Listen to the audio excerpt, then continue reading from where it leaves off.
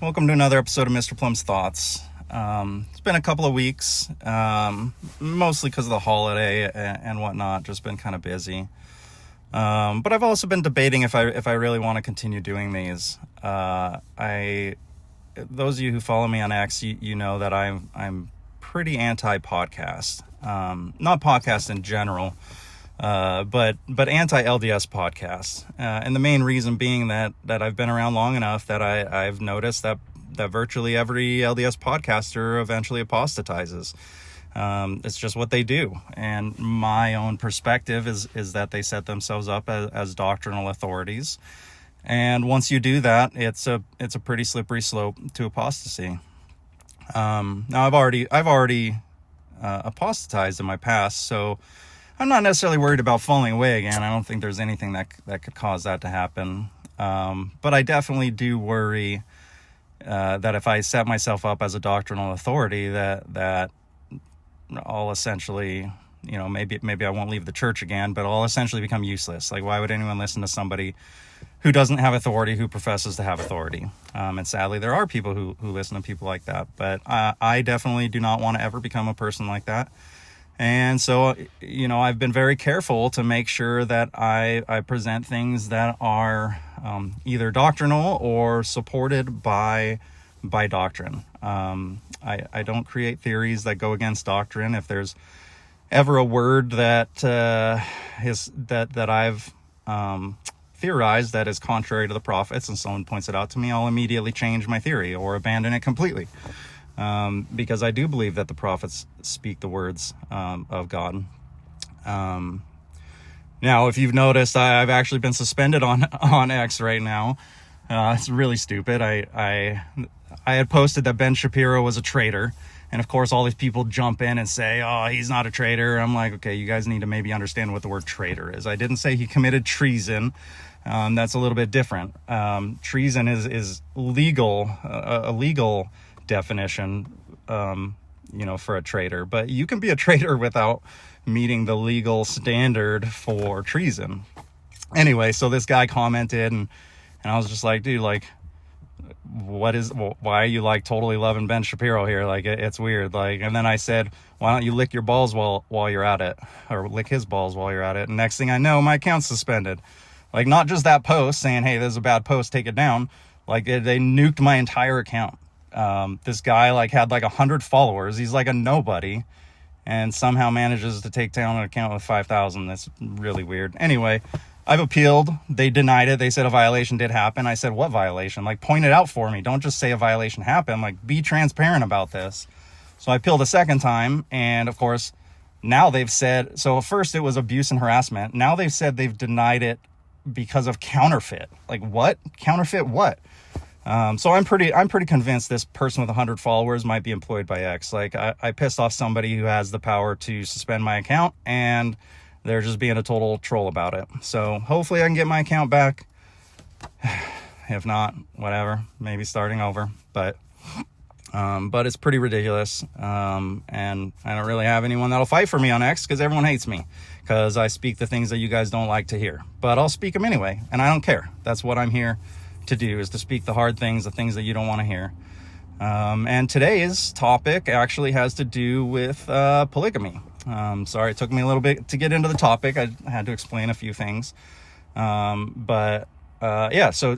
people keep saying that plural marriage is basically this huge black eye on church history. Like it's the one thing that proves that Joseph was off the rails, or Brigham Young went power mad, or, whatever people like to say about it. But honestly, I look at it and I think the exact opposite. To me, taking a hard stance against polygamy is actually taking a stance against the very first commandment God ever gave mankind, which was to be fruitful and multiply and replenish the earth. And that's priority number one. Fill the earth, bring down spirits, build the family of God. Now, don't take this as me saying I want a polygamous relationship. I already went down that road. That was what my apostasy was about. I literally have zero desire for it right now at all. But I do recognize that it is still an eternal law, that it's still a commandment from God and all these things. But the idea that monogamy is the only acceptable pattern is actually something that shows up way later in history, and it's never from God. In fact, the adversary loves anything that caps population growth and frustrates the whole plan. Many aren't actually aware of this, but there were these things called the Georgia Guidestones in Georgia. They were recently, a few years ago, they were blown up. Nobody knows who did it or whatnot or what happened. But these stones had what a lot of people like to say or Satan's 10 Commandments. You can definitely go look these up. I won't go into them. But the first one that was on there was to maintain a global population of 500 million or less, if I recall correctly. So you can see, like, this is Satan's plan. Satan's plan is less population, slower population growth, whereas God's plan is populate and fill this earth as fast as you can. Get all of these children into the world so they can have their trials. And so you can see the difference between God and Satan. God's like, make babies, right? As fast as you can. And Satan's saying, stop having babies, using things like fake climate scares or other hoaxes to basically gaslight people into not wanting to have babies.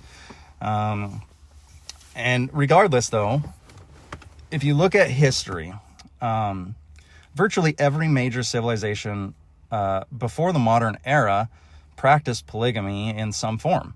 In ancient Israel, you had Abraham and Jacob and David and Solomon, the patriarchs and kings and prophets. It was normal.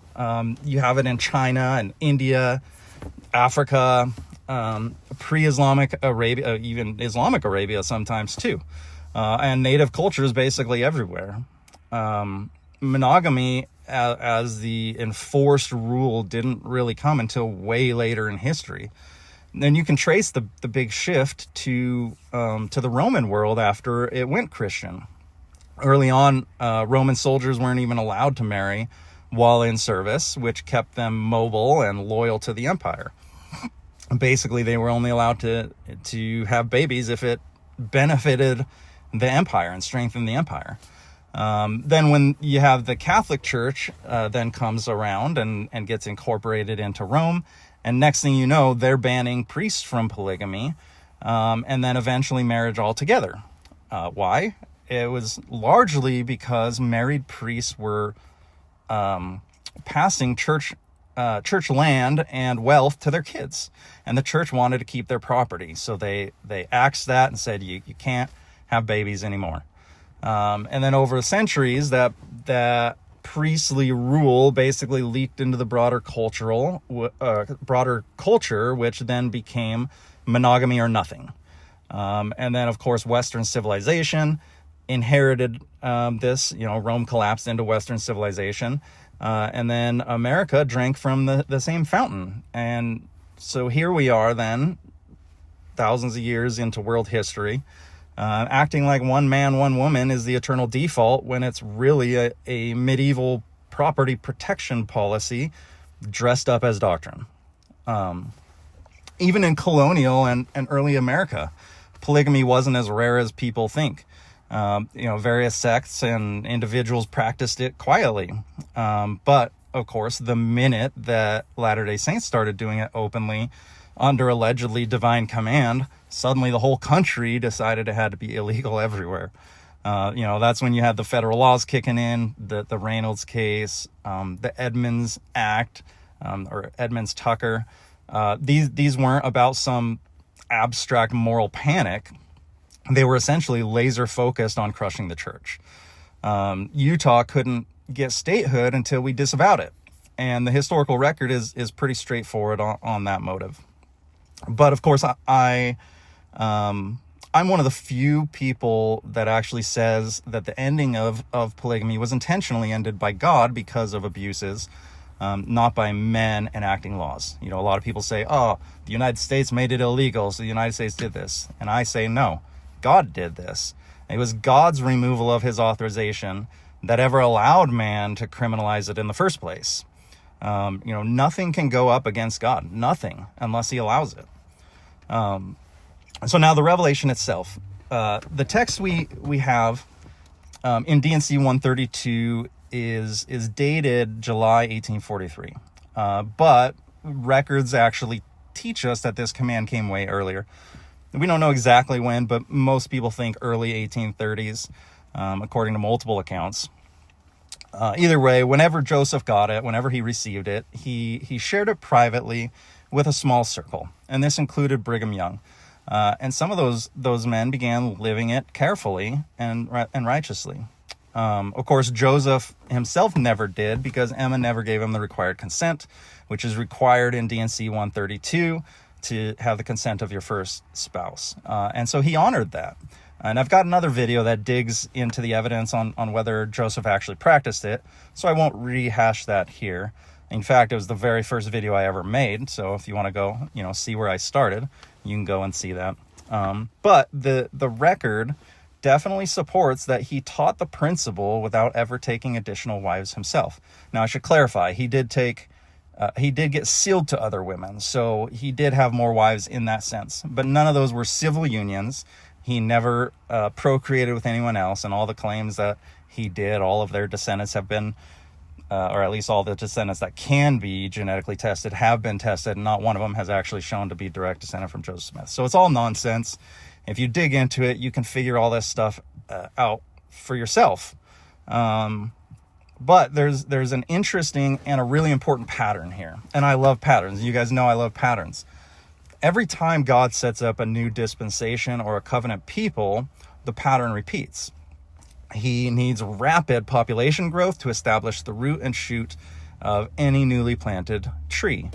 And we know that God refers to his people as trees, right? So polygamy is authorized for that season only.